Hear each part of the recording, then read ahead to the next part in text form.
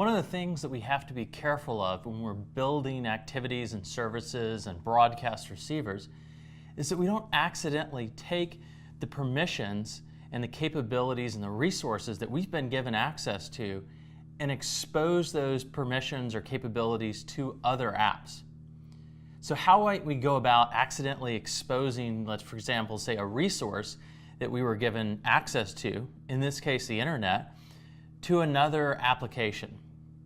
Well, intents give other applications the ability to communicate with us.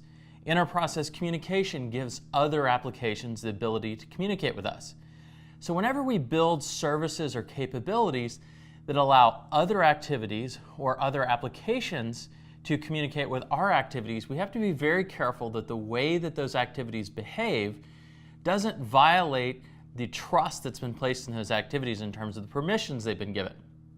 So, for example, let's take a look at this code base here. We see that we've got a simple download activity, which seems like a good idea to help other people be able to download files.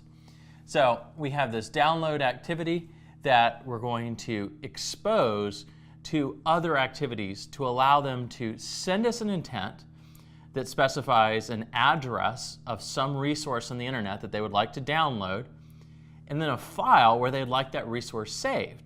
And then that other activity can go and get access to it. So we'll see that in our onCreate method, we do the normal things where we set up the content view for this activity, and then we do something interesting. We do this perform download. So immediately upon starting up, our activity is going to try to download some file from the internet. Now clearly, in order for this code to work, our activity had to be given internet permission. Otherwise, any attempt to access the internet simply not going to work. So let's take a look at what we do with that permission, that capability, and how we then leak that or cause a privilege escalation potentially from another application. So in our perform download method, the very first thing that we do is we go and get the intent out that's actually been sent to us. And one of the things that we see in that intent is an address of the file that the caller would like downloaded. We then take that intent and we also extract the actual location where the caller would like that file saved. And then finally we simply go and download that file and save it to disk. Now can you see the problem with this code that we've got here? Do you see the issue that we're creating? In order for us to be able to go and download this file and save it to disk, that requires that our app have a series of permissions, in particular the internet permission. But other people, other apps, can simply send us an intent and we will go and download a file for them. And we are placing no restrictions on what files we'll go and get. So we'll take anything in the address. We don't care what's in that address. And we'll save it to any old place on disk. So any place that we can access and that another app tells us to save it, we will go and save that resource that we download from the internet there.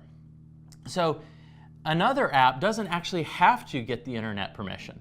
All another app needs to do is send us an intent and we'll go and do the work on that other app's behalf.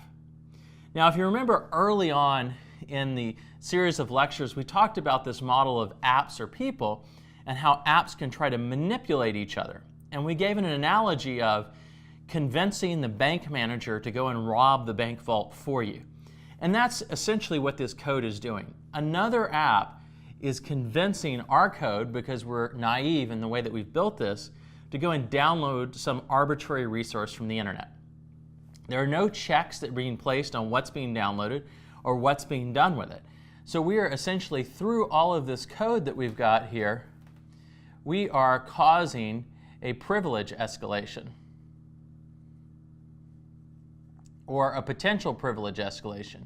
And that's because anybody can call this activity and tell it to go get something off the internet, which is something that should require internet permissions.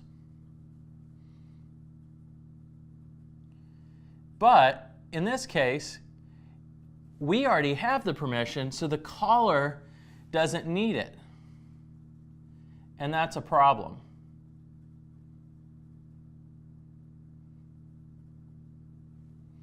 Because that's allowing us to leak access to a critical resource that we've been given access to another app. And so now all that some malware needs to do is simply go and fire off an intent to our application. We'll go off and actually access the internet for it and then send it back and say we're done downloading it, and then the malware can go and access the downloaded file.